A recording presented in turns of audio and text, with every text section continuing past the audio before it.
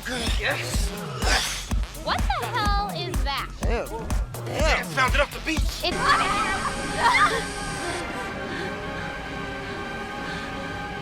The movie begins with a group of friends having a blast at the beach, taking photos and videos. One of them, Mitch, suggests they put away their phones to fully enjoy the moment and to keep them from spreading gossip with compromising videos from that night. Meanwhile, other guys named Gilbert and Vance find this gross, gooey blob thing in the sea. What the hell is that? Ew. Yeah, found it up the beach. Which grosses everyone out, but doesn't seem to bother them much as they leave it lying there on the sand. The next morning, it seems like the party's over. We see a group of friends who decided to camp out on the beach. While everyone is still asleep, a girl named Kaylee wakes up on the lifeguard shack with Mitch. Shit. And notices a little bird stuck in the sand. She decides to go help it out. Off she goes, on a bird rescue mission. But then, the sand swallows up the little bird. Oh my god. And Kaylee gets so scared that she wakes up her friends. She tells them not to touch the sand because it's dangerous. But her two buddies couldn't care less. They hop out of the car, and a few seconds later, the sand sucks them in. After that scary incident, everyone panics.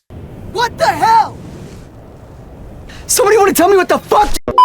Mitch tries to calm them down, saying they can call for help using their phones. But Kaylee points out that it won't work because all their phones are in the car. Hearing that, Mitch just says, "We're screwed." They realize that nobody's coming to rescue them for now, so they need to figure out a way to get off the beach. Why don't they just start the car and leave? Oh, because the battery's dead. Dead battery. And they're not the brightest bunch.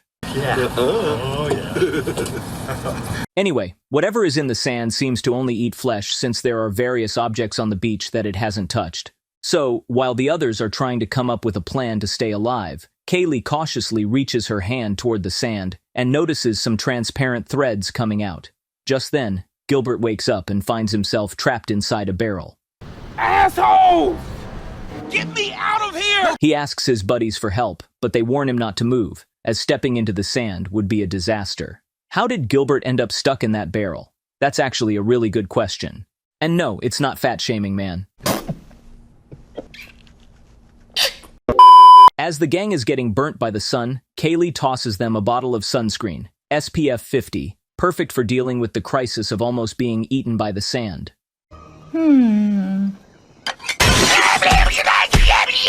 While they're applying it, she notices in the distance that the blob of mucus Gilbert pulled from the sea is now split in half. She concludes that this thing was the egg of a creature living beneath the sand, It's almost like it hatched.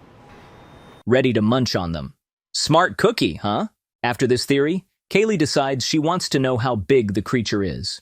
So she grabs some sausages and starts chucking them towards the sand. This way, they can see how big the critter is. But Chanda tells her to stop because sausages are their only food left. Some hot dogs would really hit the spot right now. But Kaylee couldn't care less and keeps throwing them. After a few seconds, the gang gets excited to see that one sausage didn't sink, meaning the monster hasn't reached that spot yet. That's how far it is. Yes! Oh my god. Yes! Now, the only problem is, the gang doesn't know how to get to that side of the beach because it's too far. But just then, a light bulb goes off in Jonah's head. He says he'll use the surfboards as a bridge to reach the spot across from them. What are you It's not doing? as stupid as sitting around doing nothing. Take this. As he's making her way, the darn board starts slipping, and Jonah has to grab onto the edge of the table. But as it keeps slipping, his stomach gets too close to the sand, and the transparent threads stick to him like glue.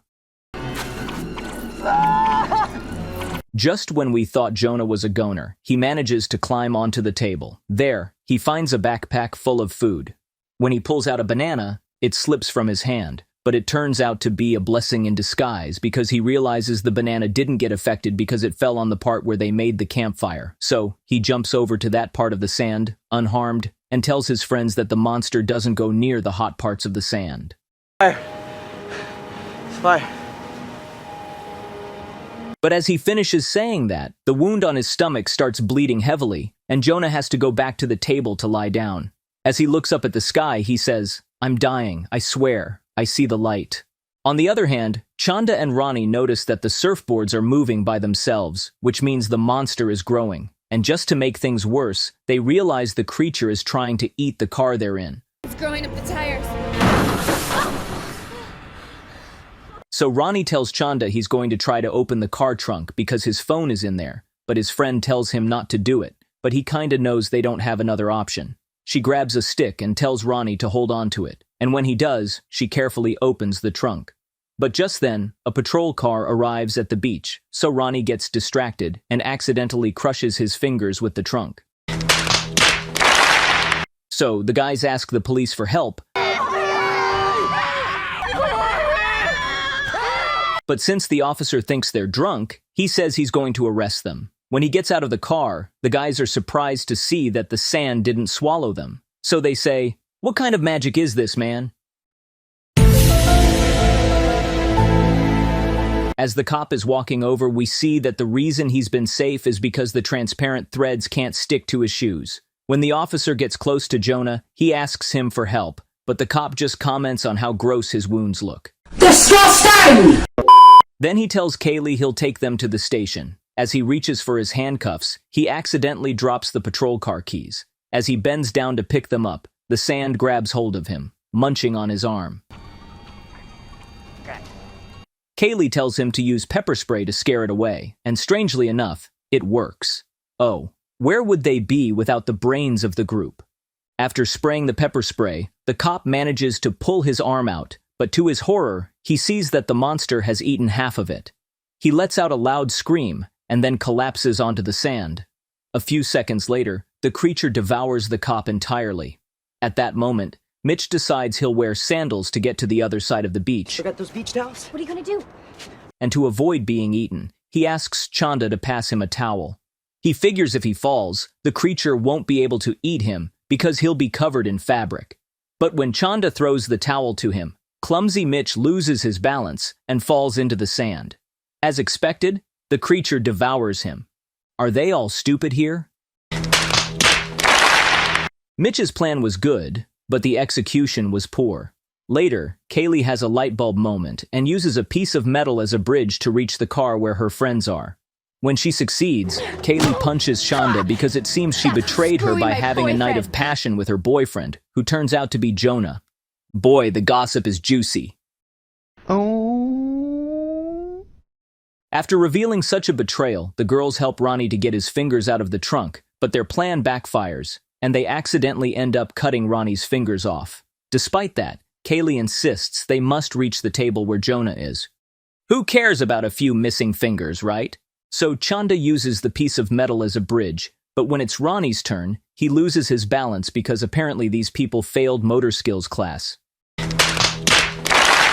After what happened, Jonah tells Kylie he loves her, but she tells him to save it for someone who cares.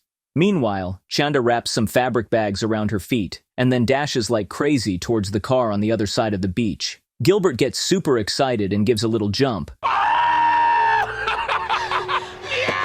But by doing that, he agitates the monster, and it starts crushing the barrel with its transparent tentacles. While they're screaming, the creature breaks the barrel from underneath, and goodbye, Gilbert, you'll be missed. On the other hand, the monster moves the car where Chanda is, causing her to slip and hit her head hard, knocking her unconscious. She doesn't wake up until it's dark. So, good night, princess. When she wakes up, she sees her friends still at the table, so she finds a self-inflatable raft in the truck and puts it on the sand. The guys use it as a bridge, and when they reach the car, the monster tries to attack Kaylee with its giant blue tentacles. Not willing to give up, Kaylee grabs a gallon of gasoline and throws it at the monster. You thirsty? Son of a... Just as the creature was about to strike, Kylie sets it on fire. After all the chaos, Kylie gets into the car and sees that Jonah, the cheater, has kicked the bucket. That motherfucker's cheating! The next day, a surfer wakes the girls up and tells them to wait in the car as he calls an ambulance. But they say, "No way in hell!" Nope. And run like crazy from the beach. In the end, we see the monster still alive and even bigger, ready to attack another beach. And that's how this movie ends.